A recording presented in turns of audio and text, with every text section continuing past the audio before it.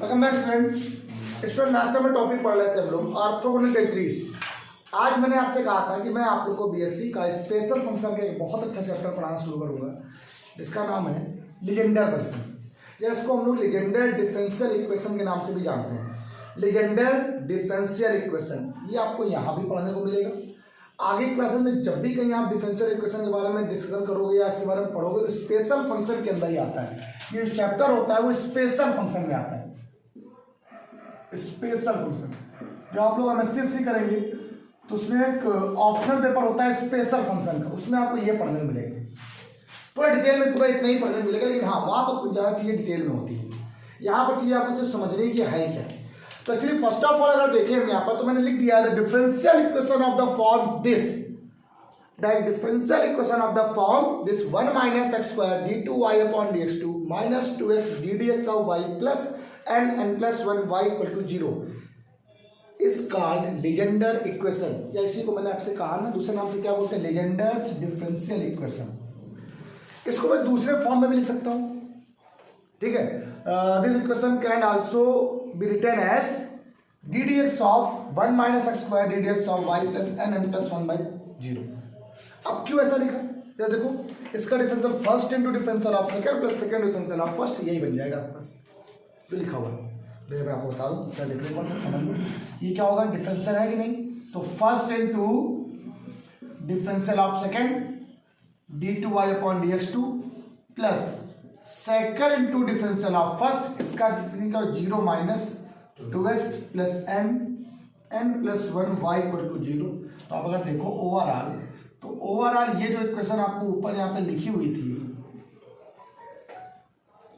ये जो क्वेश्चन आपको यहाँ पे लिखी थी वो इसी फॉर्म में लिखी ना,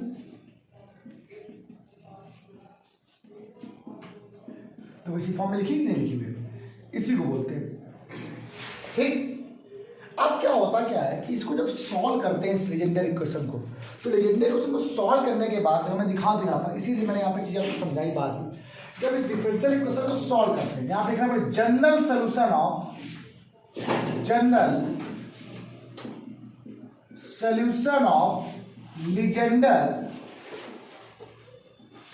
लीजेंडर्स डिफरेंशियल इक्वेशन। एक्चुअली इसका जो जनरल सॉल्यूशन होता है इसको सीरीज मेथड से सॉल्व करते हैं। बहुत बड़ा मेथड होता है, वो सीरीज मेथड होता है, लेकिन वो मैं आपसे कह रहा हूँ कि वो कोई मतलब का नहीं।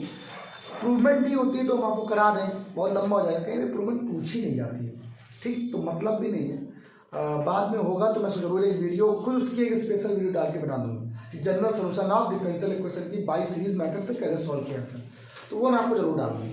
तो सिंपल यहाँ पे देखो, तो general solution of Legender differential equation जो होती है उसको मैंने ये मान लिया, y इक्वल टू सॉल्व करने पर a pnx प्लस का b qnx ये होता है, इस फॉर्म में आता है a pnx प्लस का b qnx। अब ये जो a pnx और b pnx ये होता है क्या, a और b आर्बिट्री कांस्टेंट है और pnx क्या होता है, इसी को हम लोग बोलते हैं Legender differential equation of first kind.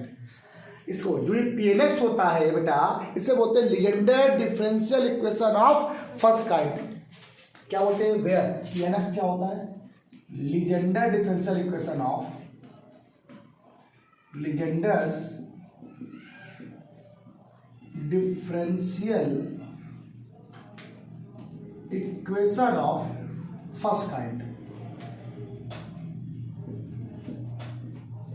ये फर्स्ट काइंड की लीजेंडर डिफरेंशियल इक्वेशन है, ओके।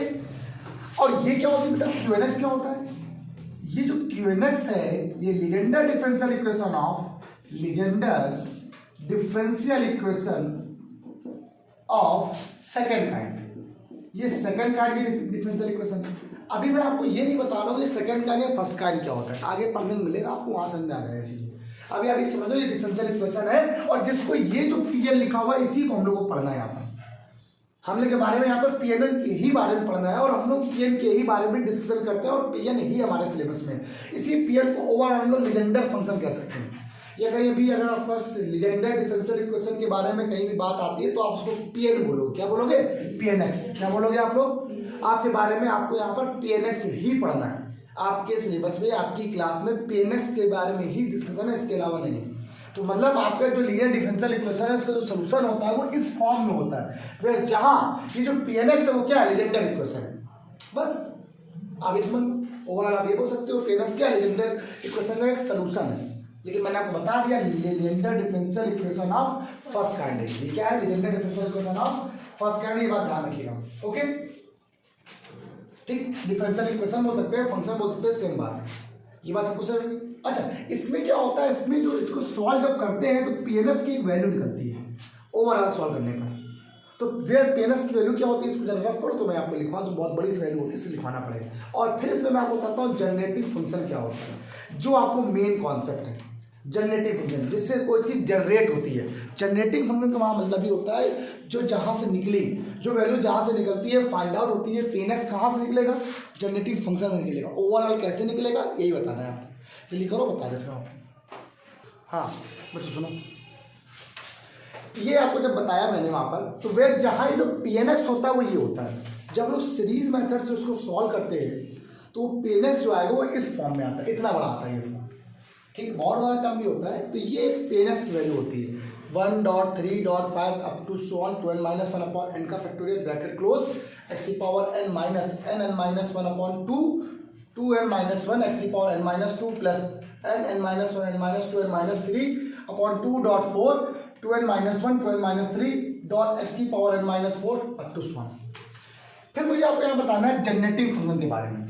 अब जैसे मान लो यहीं से मेन कॉन्सेप्ट, आपको हमेशा हर चीज जनरेटिव फंक्शन से ही पढ़नी है और यहीं से क्वेश्चन एग्जाम में आते हैं। सबसे ज़्यादा पेपर में यहीं से क्वेश्चन पूछ रहे हैं। जनरेटिव फंक्शन का फॉर्मूला क्या होता है, n = 0 से infinity Tn Pnx = 1 - 2xt plus t² की होल पावर -½ इसको हम जनरेटिव फंक्शन का फॉर्मूला बोलते हैं।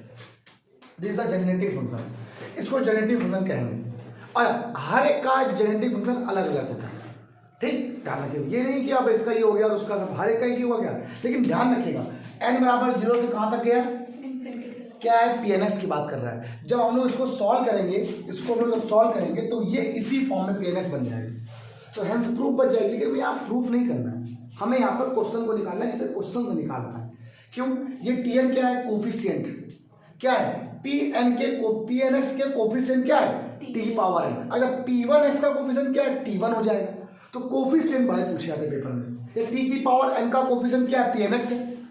भाई मान लो t की पावर n का कोफिशिएंट क्या है, pnx है, तो t की पावर 1 क्या हो जाएगा, p1x हो जाएगा, t की पावर 2 क्या हो जाएगा, pnx हो जाएगा। तो जनरेटिव फंक्शन हमेशा t के फॉर्म में होता है। कुछ बुक्स में h के फॉर्म में भी लिखा हुआ है, तो h के फॉर्म में लिख सकते हैं। सुनिएगा मेरी बात जरा। अच्छा इसको जरा हम आपको थोड़ा सिंप्लीफाई करें तो 1 माइनस, अगर यहाँ से आपको लोग यहाँ पर माइनस कॉमन ले लो आप लोग, तो बचे क्या, देखो माइनस टी कॉमन ले लो, बचे क्या 2x माइनस टी, अच्छा बचेगा ये क्या हो जाएगा, होल पावर -½ डन हो गया। अब आपने एक फॉर्मूला पढ़ा होगा, याद रखो 1 - x की पावर -½ का, तो ये फॉर्मूला जब अप्लाई करते हैं तो 1 + 1/2x plus 1.3/2.4 x² plus 1.3.5 upon 2.4.6 की power 3 up to so on. Solve करने पर ये वैल्यू आती है, ये इसी के फॉर्म में इसको एक्सपेंड कर देते हैं।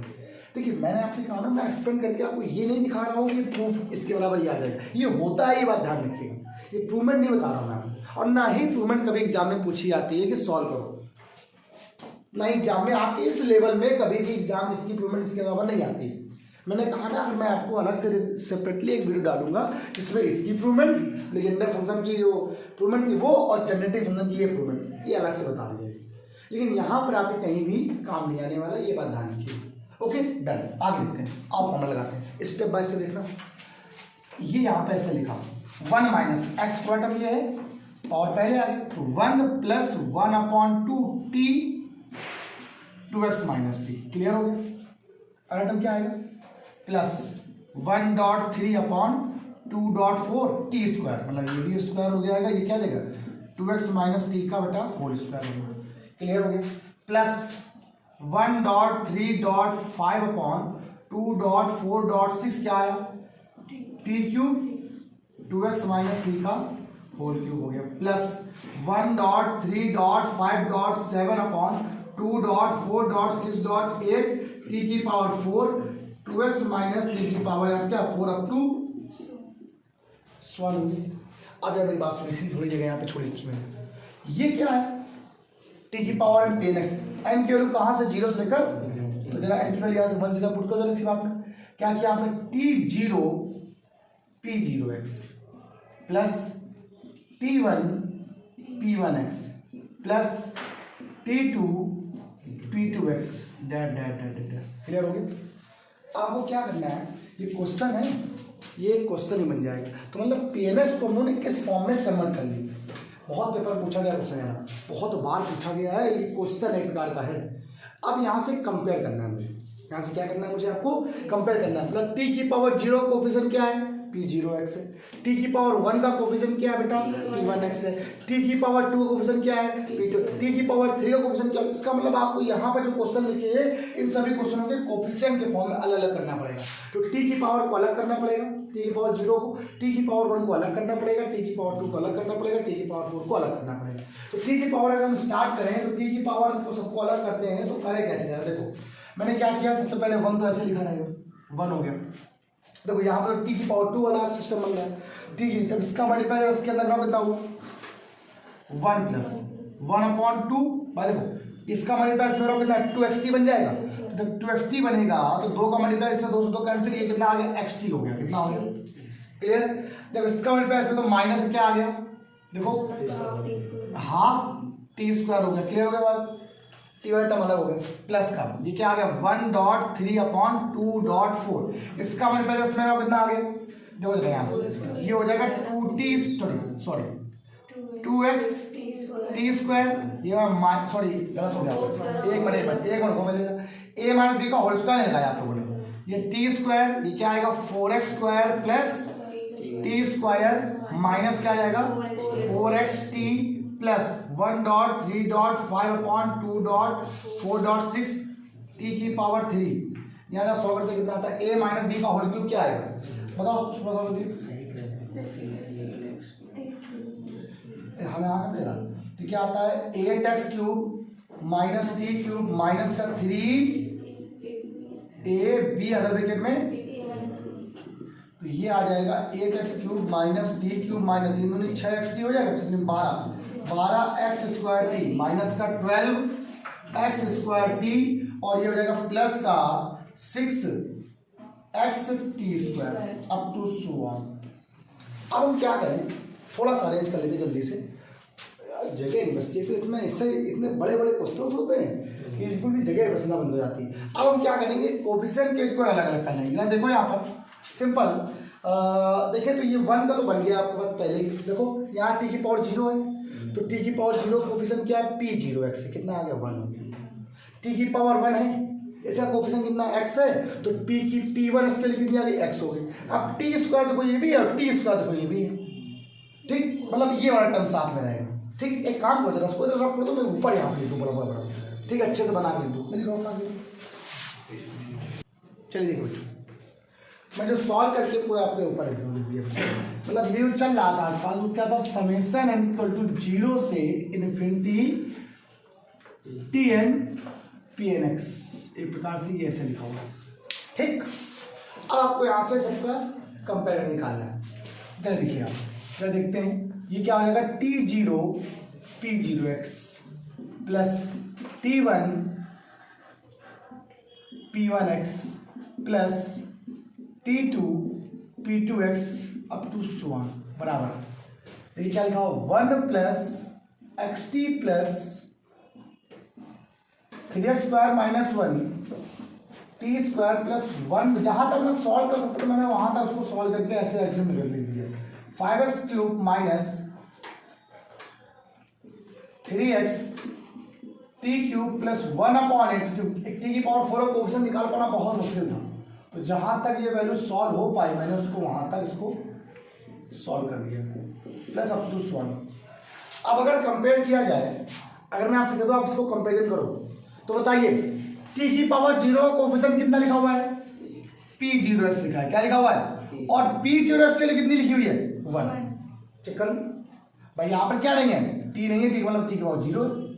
ठीक, कहाँ बेटा? आखिरी वाले टाइम इसमें है, इसमें टी की पावर 4 का कोफिशिएंट है, लेकिन ये कर नहीं सकते इसको पूरा, इसलिए मैं टी की पावर 4 यहाँ बाहर लिखा नहीं है।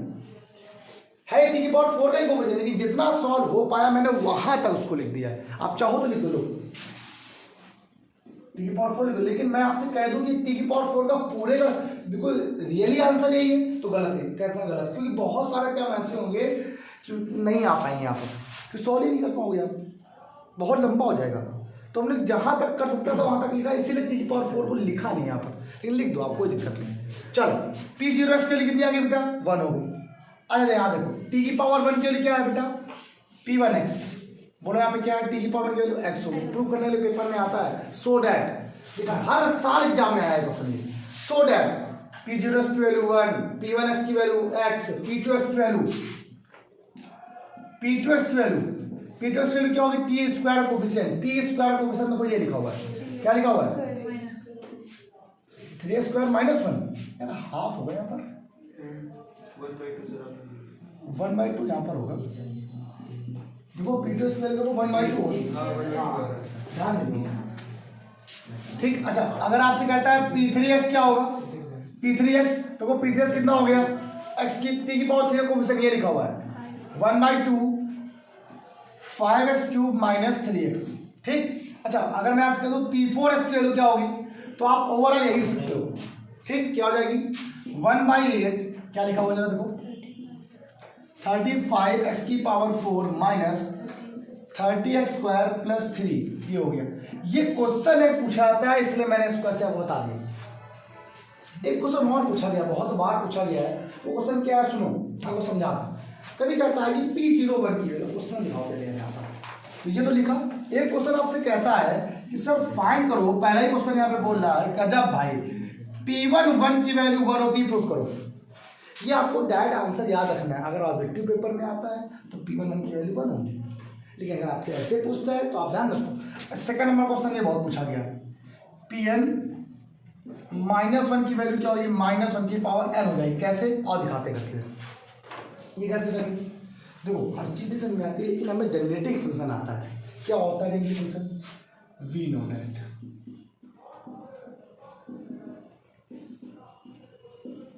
Generating function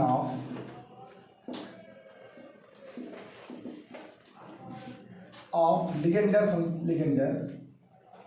generating function is summation n = 0 to infinity T की पावर n Pnx बराबर 1 - 2xt प्लस x का, ये था माइनस हाफ हो गया।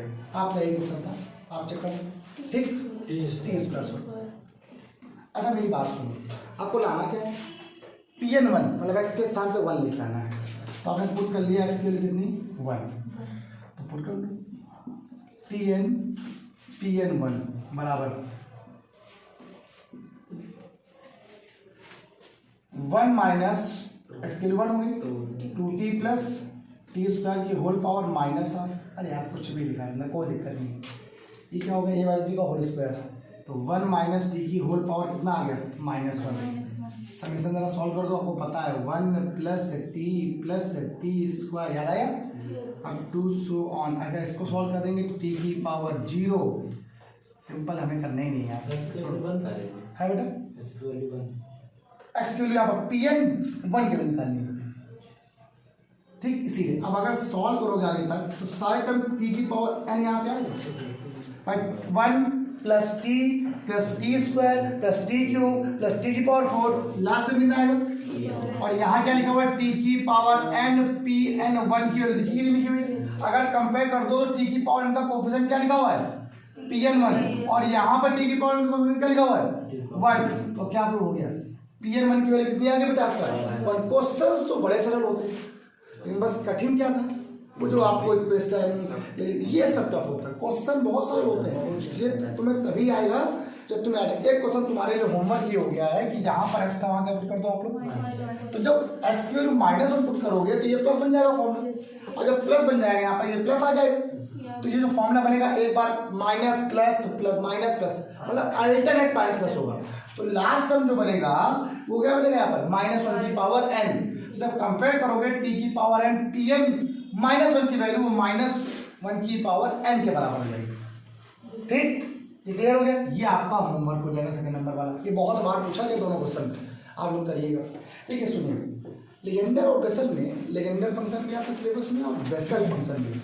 तो लीजेंडर आप लोग को अच्छे से करना है। अगर हम लीजेंडर अच्छे से कर लिया तो बेसल अपने आप आ जाएगा। पहले तो रूल ये होता है कि पहले बेसल पढ़ाया जाता है, चलो मैंने लीजेंडर पहले पढ़ा दिया। लीजेंडर में बहुत सारे इसमें रिकरेंस फॉर्मूले आएंगे जो आपको पढ़ना है हिसाब से।